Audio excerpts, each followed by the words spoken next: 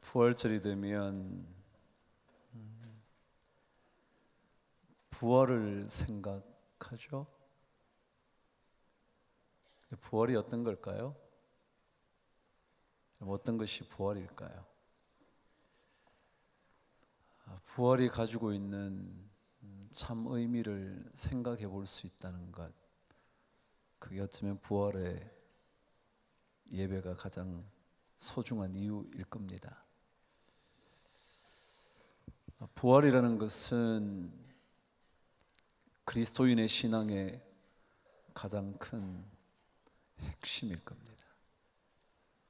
그것을 성경은 알맹이라 부릅니다. 고린도전서 15장에 보면 알맹이에 대한 이야기를 부활의 장에서 다루고 있습니다. 아무런 형체를 가지지 못한 알맹이이지만 그러나 조금만 지나면 모든 형체가 그 속에 담겨져 있었다는 것을 알게 되는 것. 아무것도 아닌 것 같은데, 말도 안 되는 것 같은데 그 속에 모든 각각의 형체가 담겨져 있는 게 알맹이란 말이죠. 그래서 사도 바울은 예수 그리스도의 부활을 알맹이라 그렇게 불렀습니다. 아무것도 보이지는 않는 그 알맹이 속에 모든 형체가 담겨져 있다, 그런 거죠. 예수의 부활이요, 아무도 믿지 않으려고 하지만 사실은 그 속에 모든 것이 담겨져 있는 가장 핵심, 이것만 가지면 죽었던 것 같은 것들이 다 살아나게 되는 역사를 경험할 수 있는 것, 그게 부활이다 그랬어요.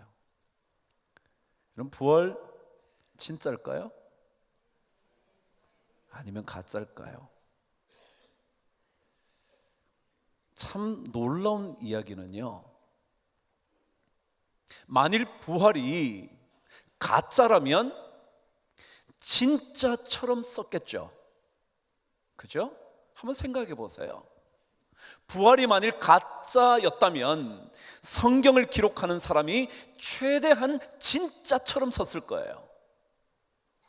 그런데 성경을 읽으면 전혀 진짜처럼 꾸며낸 이야기가 아니라는 것이 적혀져 있어요. 왜냐하면 예수님의 처음 부활을 본 사람은 누구였냐면 여자였대요. 그런데 여러분 기억하시나요? 혹시 아시나요? 고대 그 당시에는요, 지금부터 2000년 전에는요, 여자들의 증언의 효력을 아무도 믿어주지 않을 때였습니다. 무슨 말이냐 하면, 여자가 내가 이거 봤어, 그 얘기는, 다시 말하면 증언의 효력이 없었던 거죠.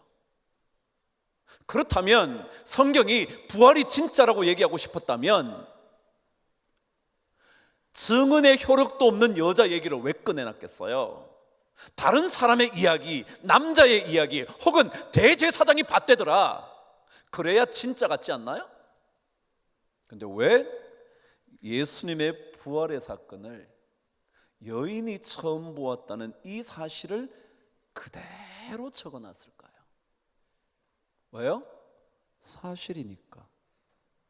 사실이 아니었다면 꿈이었을 거란 말이죠. 남자가 봤다든지 대제사장이 봤다든지 서기관이 봤다든지 그랬어야 되는데, 그렇게 적지 않고 아무런 효력도 가지지 않는 여자가 봤다라고 적어놓은 것은 분명히 그 사실이 그대로 팩트였다라는 것을 의미해요.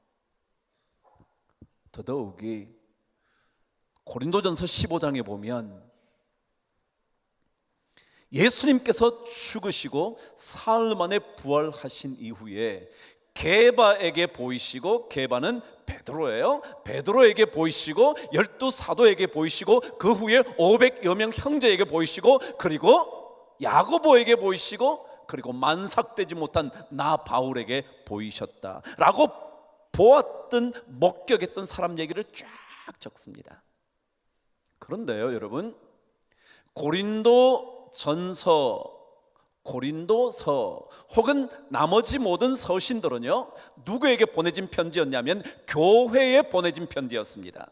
교회에 보내졌다는 얘기는 모든 사람이 읽어볼 수 있는, 그 당시에는 회람용으로 나도 읽고 너도 읽고 누구나 읽을 수 있는 그런 편지였습니다. 그 얘기는 무엇을 의미하느냐면 예수 부활의 이야기는 누구든지 확인해 볼 수 있는 거야 라는 의미를 가집니다. 누구에게 숨겨놓고 우리끼리만 알고 있는 것이 아니라 누구든지 확인해 보면 알 수 있도록 만들어 놓은 거죠. 그래서 그렇게 보면 참 이상하죠. 잘 꾸며서 진짜 부활한 것처럼 보이려고 할 수도 있었을 텐데, 그러나 전혀 그렇지 않고 있는 그대로를 적습니다. 성경은 거짓이 아니거든요.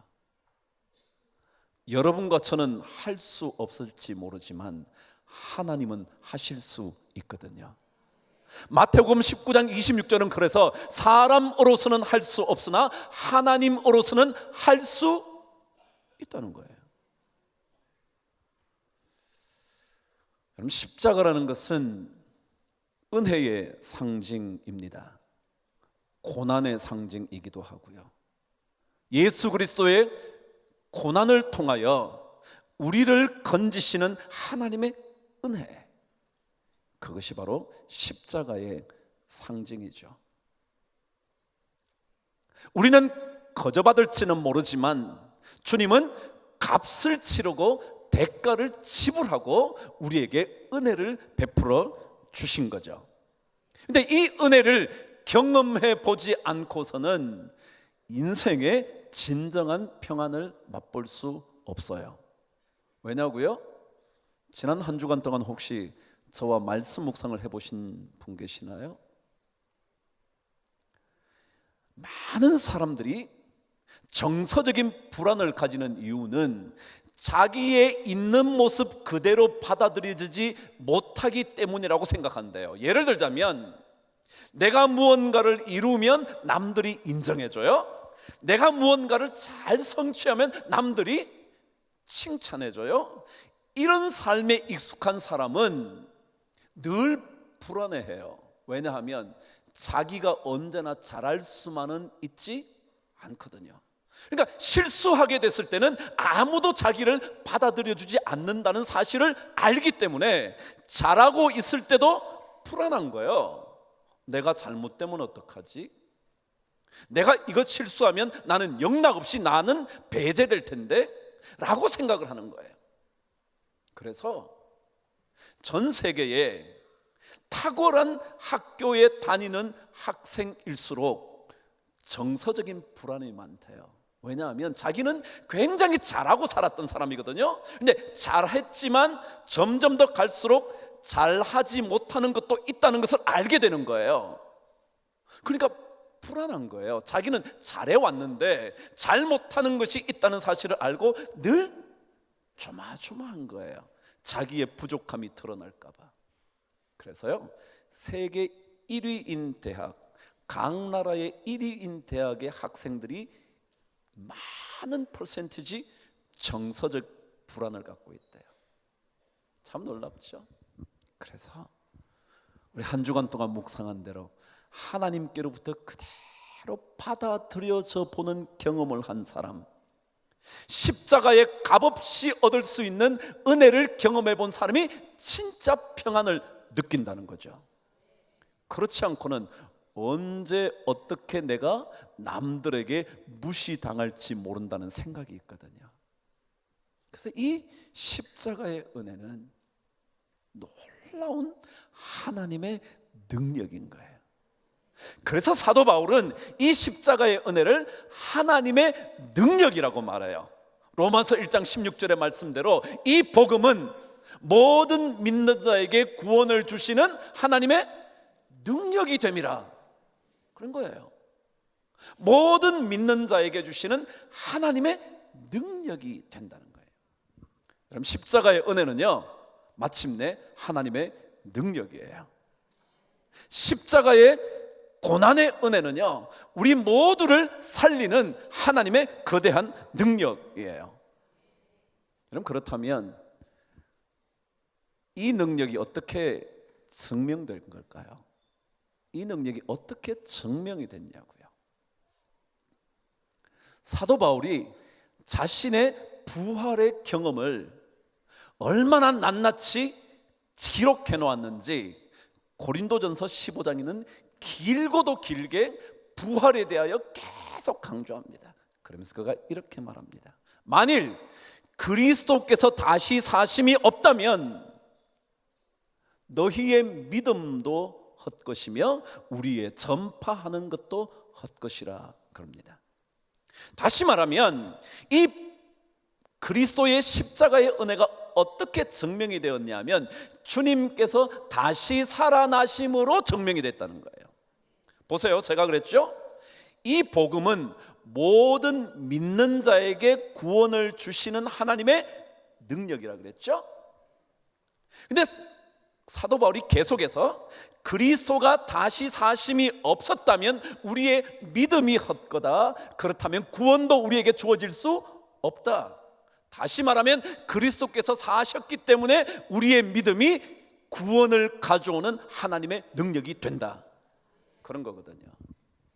그러니까 사도 바울은 예수 그리스도가 부활하심으로 말미암아 십자가의 은혜를 능력으로 전환시켜 놓았다라는 거죠. 그러니까 하나님의 능력은 부활하심으로 말미암아 확정이 된 것입니다. 그리스도의 부활이 없다면 우리 그리스도인의 신앙이 가장 무력할 겁니다. 그러나 그리스도의 부활이 우리 삶 속에 들어온다면 어떤 것도 뛰어넘을 수 있는 능력을 갖게 됩니다. 생각해 보십시오. 부활을 경험하지 못했다면 어느 누가 맹수와 싸우며 신앙을 지키려고 그리스도를 고백하겠습니까? 어느 누가 환난과 핍박에도 불구하고 목숨을 내어놓고 하나님을 믿는다고 예수를 부르짖는 그런 인생을 살겠냐고요. 사도들의 인생은 예수 그리스도의 부활을 경험한 다음부터 강력해집니다. 주님과 함께 다닐 때보다 예수 그리스도의 부활을 경험한 이후에 훨씬 더 강해집니다. 당연하죠. 왜요? 나는 죽어도 살겠고 라는 말이 실감나거든요. 그전에는 주님께서 너 나를 믿으면 죽어도 살고 살아서 물은 나를 믿는 자는 영원히 죽지 않을 거라는 말이 실감이 안 나요. 그런데 예수님의 살아나심을 보고 나니까 무슨 생각이, 그래 나는 죽어도 다시 살지, 그런 거예요. 그러니까 예수님의 죽으심과 그의 부활을 경험한 사람은 능력이 생기는 거예요. 죽음을 두려워할 필요가 없어요. 남들에게 모욕당하는 것이 전혀 부담스럽지 않아요. 남들에게 우습게 여김 당하는 것도 그리 큰 문제가 아니에요. 왜요? 다시 살리시는, 나를 새롭게 만드시는 하나님의 능력을 믿게 됐거든요. 그러니까 부활을 경험하고 나니까 다른 것들은 아무것도 나를 무너뜨리지 못하는 거예요. 그래서 사도 바울의 고백처럼 모든 견고한 진을 무너뜨리는 강력이 됨이라, 그게 느껴지는 거예요. 그래서 부활을 경험하고 나니까, 모든 그리스도인들이 부활을 경험하고 나니까 전부 다 담대하고 거침없이 이 땅을 살기 시작하는 거예요. 여러분 한번 보세요. 제가 부활을 목격했어요. 목격하고 나면 그 목격담을 얘기할까요? 가만히 있을까요? 얘기하겠죠. 그럼 한 얘기를 듣게 돼요. 그 사람이 만일 그 부활을 믿는다면 또 얘기하겠죠. 그것을 구전이라 그러잖아요. 입으로 계속 전달되는 거예요. 그러니까 예수를 경험한 사람들의 확고한 믿음이 끊임없이 전달이 되기 시작하는 거예요. 그래서 그 부활로 말미암아 그들은 모든 사망의 권세에 저항할 수 있는 능력을 갖게 되죠. 사도 바울의 고백대로 사망아 너의 쏘는 것이 어디 있느냐? 사망아 너의 강력한 죽음의 권세가 어디 있느냐? 사망은 이미 부활에 삼킨 바 되어버렸다고 고백할 수 있는 거예요. 그래서 예수 그리스도를 만나고 나면 목숨이 별로 안 아까워요. 왜냐하면 다시 살아남의 역사가 있을 거거든요. 그래요. 좀 모자르게 살면 어때요? 하나님께서 나를 놀랍고도 영광스럽게 변화시킬 텐데, 그런 확신이 자꾸 생기는 거예요. 그 부활을 본 사람들이요. 여러분, 이 부활을 그래서 경험하고 나면 삶이 자꾸 달라져요. 부활이라는 건 다시 사는 거예요. 이것을 경험하고 나면 삶이 이전의 삶과 달라져요. 그래서 고린도전서 15장 32절에는 이렇게 말합니다. 만일 부활을 믿지 않는다면 우리 아무렇게나 살아도 돼. 그래서 뭐라고요? 내일 죽을지도 모르는데 뭐 하자고요? 먹고 마시며 살자고요. 근데 부활을 경험하고 나면, 다시 삶을, 영원한 삶을 경험하고 나면 아무렇게나 살 수 없죠. 그래서 15장 33절은 속지 마라. 악한 동무들은 선한 행실을 더럽힌다. 왜요? 야, 인생이 그런 거지 뭐. 살다 가는 건데 뭘 그래? 아니요, 우리는 살다 가지면 다시 시작돼요. 그래서 그 부활을 경험해보고 나니까 우리는 내일 죽을지도 모르니까 아무렇게나 살자 그렇게 말할 수가 없어요. 그래서 부활을 경험하면 삶이 자꾸 달라지는 거죠. 부활을 경험하면 이쪽 뺨을 돌려대는 것이 조금도 수치스럽지 않아요. 왜요? 그게 능력인 줄 아니까. 예수의 부활을 경험하고 나면 내 속옷과 겉옷까지 다 빼앗겨도 부담이 없어요. 나는 다시 살아갈 수 있는 힘이 내 안에 있다는 걸 알거든요. 없는 게 뭐가 문제예요? 다시 있을 건데. 잠시 없으면 어때요? 하나님께서 우리를 다시 먹이시고 입히실 건데. 그러니까 그런 부활의 놀라운 능력이 그 옛적 초대 그리스도인들에게는 확고하게 자리 잡은 거예요. 예수의 부활하심을 목격하고 나니까. 그래서 그 목격한 이야기를 계속 받아 전해 내려온 우리들도 이 부활을 확신하기만 한다면 우린 별로 두려울 거 없어요. 별로 모자람도 없고요, 모자라도 하나도 두려울 게 없다는 거죠. 죽음조차 두렵지 않은데 나머지가 뭐 문제겠어요? 무슨 소양이겠어요? 그래서 부활에 젖어들면 젖어들수록 그리스도인들의 삶은 점점 더 강력해지게 되는 거죠.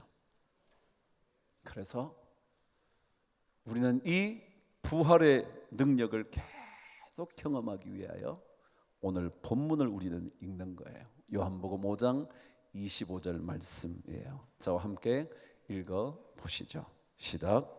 진실로 진실로 너희에게 이르노니 죽은 자들이 하나님의 아들의 음성을 들을 때가 오나니 곧 이때라.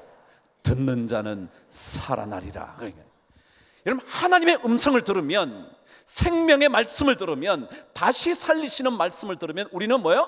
살아난다는 거예요. 살아난다는 거예요.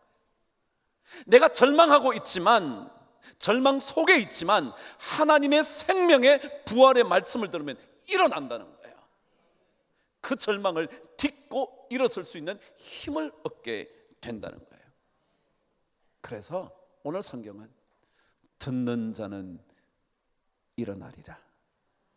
여러분, 하나님의 말씀을 들으시면, 생명의 그 말씀을 들으시면 절망에서 일어나고, 연약함에서 일어나고, 우울한 감정에서 벗어나서 우리의 삶이 새로운 길을 걸어갈 수 있게 된다는 거죠. 그래서 우리는 이 찬송을 부르면 막 가슴에 이게 맺혀오는 거예요. 그래서 이걸 알고 나면, 여러분 이런 찬송 불러보셨나요? 달고 오묘한 그 말씀. 무슨 말씀이요? 생명의 말씀. 여러분 하나님의 말씀은요, 우리를 뭐하는 말씀이라고요? 살리시는 말씀, 생명의 말씀이라는 거예요. 귀한 그 말씀 진실로 나의 삶의 기쁨의 노래가 된다는 거예요. 우리 찬송 한번 불러보시죠. 이 찬송이요, 생명의 말씀, 나를 살리는 말씀. 부활을 경험한 사람들이 그 예수 그리스도의 음성을 들을 때마다 이 그리스도의 놀라운 능력이 나에게 임한다는 것을 경험한 거예요. 그래서 우리 이 찬송을 부르면서 한번 고백해 보시죠. 달고 오묘한 그 말씀, 달고 오묘한 그 말씀, 생명의 말씀이, 귀한 그 말씀 진실로, 귀한 그 말씀 진실로, 생명의 말씀이요, 생명의 말씀이 우리의 가는 길, 나의 길과 믿음 밝히 보여주니, 아름답고 귀한 말, 무슨 말씀이요? 생명샘이로다.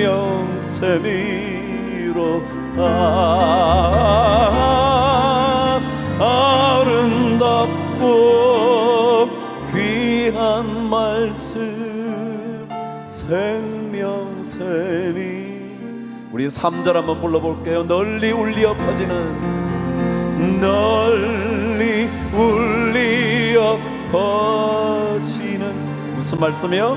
생명의 말씀은 여러분과 저의 마음속에 참된 평안, 마음의 용서와 평안을 골고루 주나니.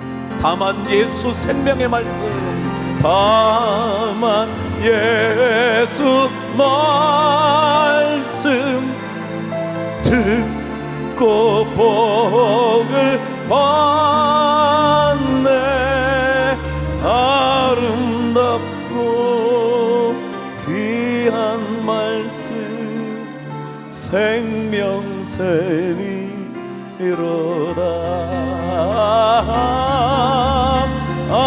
아름답고 귀한 말씀, 생명샘이로다. 그런데 이 찬양의 2절 가사는 이렇습니다. 귀한 주님의 말씀은 나의 기쁨의 노래가 됩니다. 모든 사람을 살리는 생명의 말씀을 우리 어떻게 받나요? 값도 없이 받아 생명, 살아나는 길을 걷게 되니 아름답고 귀한 말씀, 생명샘이로다. 그러는 거예요. 귀한 그 말씀 내 노래, 제목이 되도다, 제목이 되도다. 모든 사람을 살리는, 모든 사람을 이게 부활의 능력 아닙니까? 생명의 말씀을 우리는 값도 없이 받습니다. 값도 없이 받아 생명 길을 가니 아름답고 귀한 말씀, 생명새리로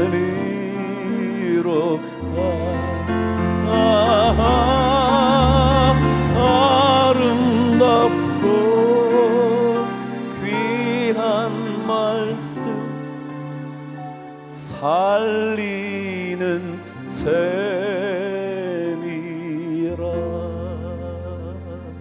그럼 그런 거 아닌가요? 그럼 하나님의 말씀을 들으면, 다시 사신 그분의 말씀을 들으면 우리는 다시 살아나잖아요. 그게 생명이잖아요. 이게 부활의 능력이라는 거죠. 근데 여러분, 만일 이 생명의 말씀, 부활의 말씀을 받지 못하면 어떻게 되는가? 그게 오늘 요한계시록 3장 17절 라오디게아 교인들에게 들려진 말씀이에요. 저와 함께 17절 말씀을 읽도록 하겠습니다. 17절이요? 찾으셨나요? 저와 함께 읽어보시죠. 시작. 내가 말하기를 나는 부자라 부요하여 부족한 것이 없다 하나 내 곤고한 것과 내 가련한 것과 가난한 것과 눈먼 것과 벌거벗은 것을 알지 못하는도다. 그렇게 기록되어 있어요. 여러분, 생명의 진짜 말씀을 모르면 우리는 어떤 착각을 하고 사느냐 하면, 조금만 돈이 있으면 나는 돈 많아, 걱정할 거 없어, 모자랄 것 없지 라고 생각한다는 거예요.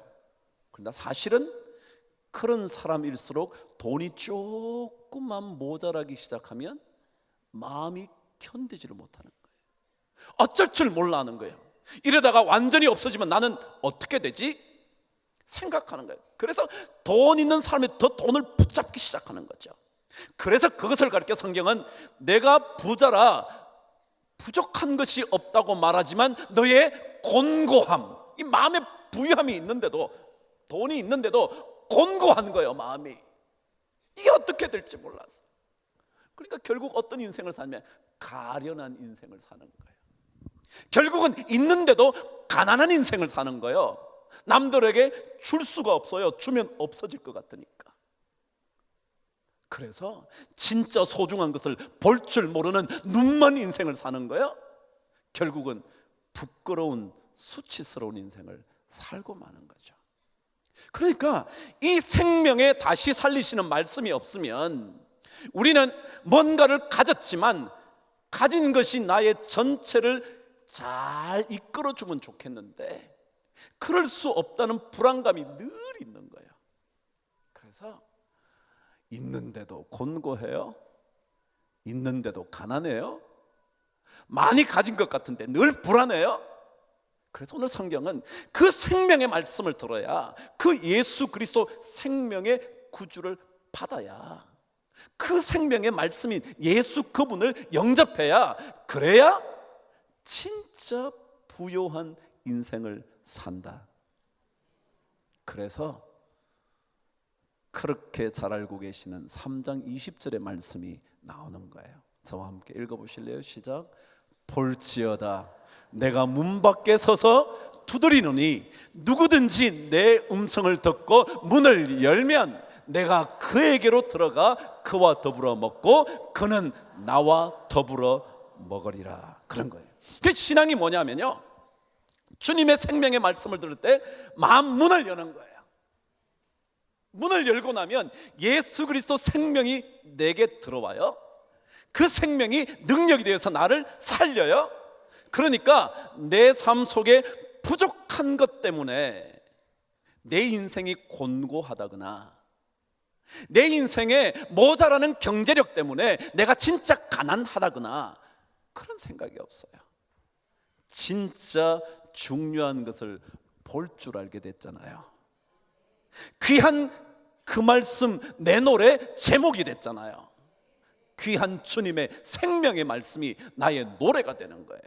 그러고 나니까 그 사람에게는 결코 곤고함과 가련함과 가난함과 눈먼과 벌거벗음이 찾아오질 못하는 거예요.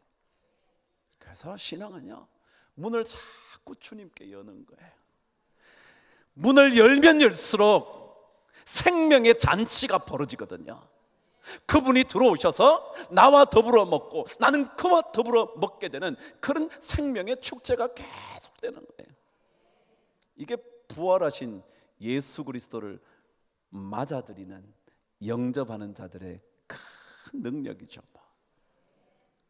이 능력 없이 우리가 어찌 예수 믿고 살겠습니까? 조금만 모자라면 견딜 수 없는 이 인생을 어떻게 우리가 이기겠습니까? 남들에게 조금만 모욕을 당해도 견딜 수 없는 분노에 사로잡히는 이 인생을 어떻게 이기겠습니까? 그러나 만일 생명 다시 살리시는 그 예수 그리스도를 문을 열고 맞아들이면 그분이 우리 안에 들어와 놀라운 생명력으로 우리를 일으키시는 거예요. 듣는 자는 반드시 뭐 한다고요? 일어나리라. 말씀을 들으면 일어나는 거예요. 생명의 구주 되신 예수 그리스도 그분의 말씀, 아니 이 말씀이 곧 하나님이라.